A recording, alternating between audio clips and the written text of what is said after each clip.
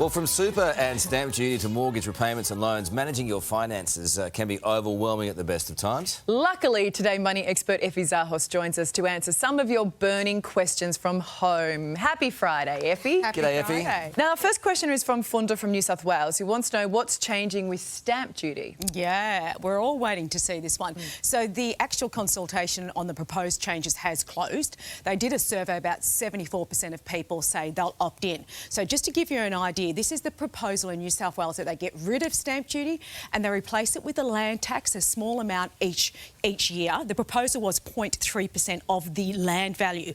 Now, I'll just show you what that would mean so Funda can understand. The longer you hold onto the property, the worse the land tax becomes. So at the moment, $1 million property, you'd pay stamp duty of $40,000. If land tax comes in, it'll be $13,000.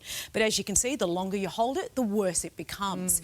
So at this stage, the government, New South Wales government, has said they're going to come out in mid-year to report on Question this. without warning, how do the other states compare with stamp duty? Well, some of them are moving towards an actual, like a land tax versus not. So it's different depending on each state and territory. But we all know it is the biggest kind of barrier to getting into that. It's also a rort. I mean, basically it's pushing papers across a desk. Absolutely. For that amount of money. Okay. Absolutely. The changes to super are also set to come into effect. A viewer from Victoria has asked what's in store for superannuation. Yeah, this is something I actually haven't talked about, so I'm glad he actually raised it.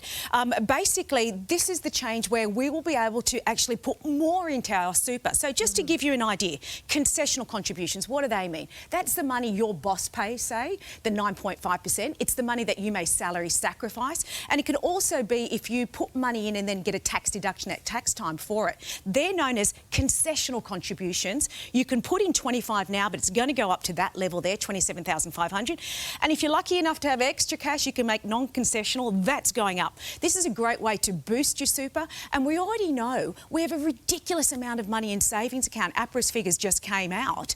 And we are squirreling away money in cash that's not earning any interest. Something to think about. OK, now finally this question is from an absolute legend in Melbourne. Shane has asked, Shane. I managed to flip some old mattresses for hard currency. Would it be better to invest in long-term bonds or a couple of barrels of the Saudis' finest? Yes. Okay. So, do you remember Shane? Yeah, Shane, I do. Remember Shane. We love Shane. I do love Shane because if he's not, finding pineapples in his car like last time, which was at 50, he's flipping mattresses. Now, I took the idea of flipping old mattresses as he made a profit. I actually had to talk to some of my mates just to make sure, is that what he means here? Some of them said it's money under the bed. I then went to the Urban Dictionary. It says it could mean a change in sexual preference. But I'm going to go with the actual making profit out of this. So look, if you flipped a couple of mattresses, probably, Shane, you've only made $1,000 or so. The best thing is keep diversifying maybe to an exchange-traded fund. The other thing is you do raise some interesting stuff. Bonds versus oil. I talked to my mates at InvestSmart and it'll be interesting. Short-term, oil prices look good. Long-term, with bonds, not so good. The interesting perspective today, was it Shane or Shania? No, Shane's looking for flipped a few profit. times. I take it as flipping, made some money. So, yeah. Look, Shane is finding money left, right and centre, so good on him. We'll have to get Shane on next week. He can give us our money advice. He probably could. Thank you, Effie.